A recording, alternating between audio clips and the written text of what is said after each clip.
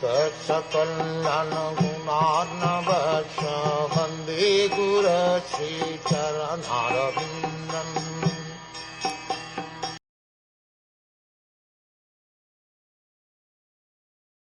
The devotee should first concentrate his mind on the Lord's lotus feet, which are adorned with the marks of a thunderbolt, a goad, a banner, and a lotus.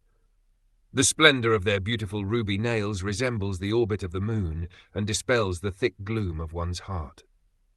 The Mayavadi says that because one is unable to fix his mind on the impersonal existence of the absolute truth, one can imagine any form he likes and fix his mind on that imaginary form.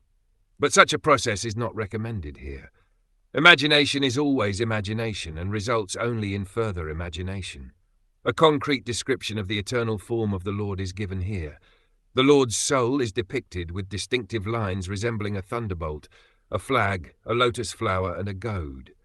The luster of his toenails, which are brilliantly prominent, resembles the light of the moon.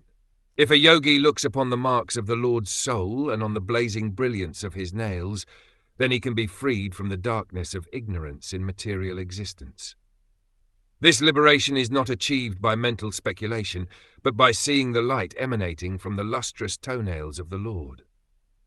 In other words, one has to fix his mind first on the lotus feet of the Lord if he wants to be freed from the darkness of ignorance in material existence.